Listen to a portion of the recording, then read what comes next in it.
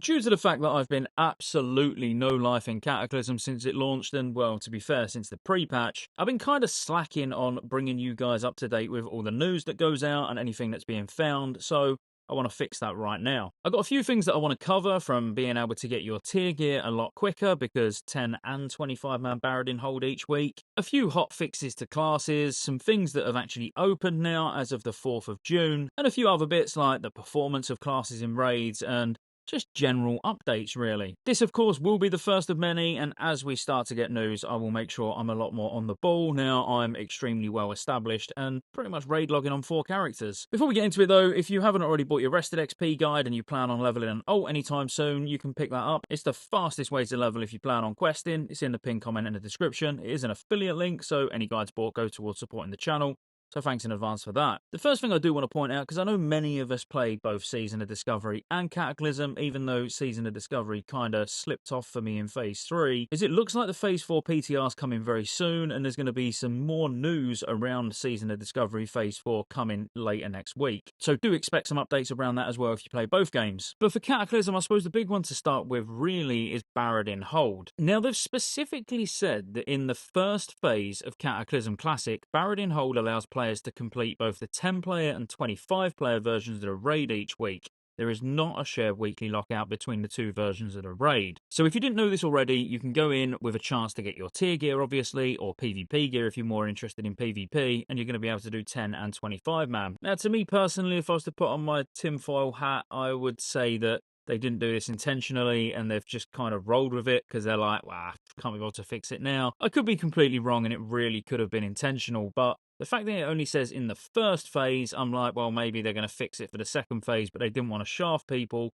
who missed out on doing both resets like straight away, if you know what I mean. I would make sure it stays like this all the way through. Getting your tier set bonuses quicker, obviously, even though it's still very luck based, is going to be a good thing. Personally, I've seen nothing but PvP gear drop, but I do know PvE gears dropping because I've seen it in other groups in the guild. If you haven't done it yet and you're a bit worried about the mechanics, there's not really any to worry about, so don't worry too much. But as 10 man as an example, you'd have one group, so group 1 go left, group 2 go right. You'd have a tank in each group, or just a tank who can reset their stacks. The boss does a big slice, and you'll want that slice to go on one group first, and then the next group next, so it gives the first group time for their stack to fall off. There's also some dispels that need to go out from the healers, and then occasionally there'll be a firestorm that goes on, and you just move out of the fire. As soon as the fire dissipates, you just get back on your markers, get stacked up, and get ready to take one slash to each group again until the boss dies. It really is that simple. The world bosses are now available as well, so you've got one in each zone. Now these drop 359 world epics, but they also drop unique items, and I did do a guide about this recently on how to kill the bosses and where they spawn and all of that jazz, but I kind of assumed they'd be dropping 359 unique items because they all drop one item specific to that boss, but they're 346 until phase 2, which I'm still going to say it, if you've watched my videos before, you know I don't think it makes any sense whatsoever when they're already dropping 359 world epics, but that's kind of what Blizzard have rolled with for whatever reason. But they are available now, they're on a 72-hour spawn timer, or they should be on a 72-hour spawn timer, and you'll be able to find Akmahat in Oldham, Poseidus in Vashir, Gar in Mount Hyjal, Zariona in Deepholm, Mobus also in Vashir, and finally Julak Doom all the way over in Twilight Highlands. Other than the fact that you're going to get some decent amount of gold if you manage to see one of these and kill them, they only take maybe 2-3 people to comfortably take them down, or if you're an overpowered blood DK, probably just do it on your own. There's been some hot fixes, and some of them are very good, especially for the classes that I play. So Priest Atonement Healing has been fixed, so it now deprioritizes pets. So this originally would just basically heal the person with the lowest percentage health, and that would include pets as well. And if you're not sure what I'm talking about when I say Atonement Healing, it's when you see a priest spamming smite, they're doing good damage and also probably topping healing meters, because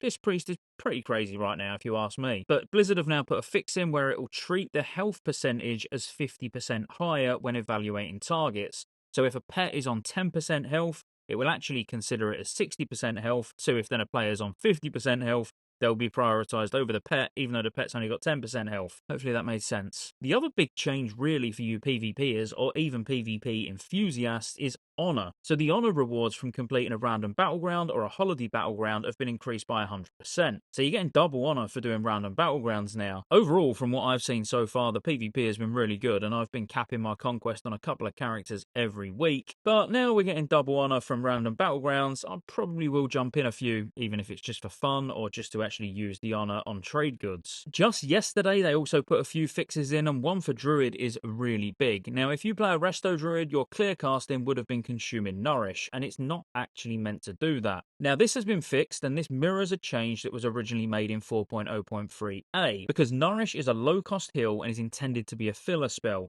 It simply doesn't feel good to be casting Nourish and have clear casting go off and then spend it on the incoming Nourish. So to put this into perspective, I've been healing on a Resto Druid, and I would see the clear casting proc just as a Nourish was about to go off, and I would cancel cast and then use it on a regrowth. It's a really clunky way of playing, and actually, you never really want to cancel a heal, especially when it's a small, efficient heal like a Nourish. So this was absolutely a great change that needed to happen. And quite honestly, I've just got used to playing around it now, but still, that's great for any Resto Druids. Now, they also fixed the bug in Conclave of Wind where a player dying could lead to Nazir dropping no loot. Now, this is not the biggest bug that I've actually seen in Throne of the Four Winds, and I don't know if any of you have seen it. Please let me know in the comments if you have. But we've had resets where we've had to kill Alakir twice. Not quite sure what triggers it or why it happens, but we literally killed Alakir. We was flying around afterwards, so everything was fine. The boss died. The blue crystal was there where you were open, to get your actual loot.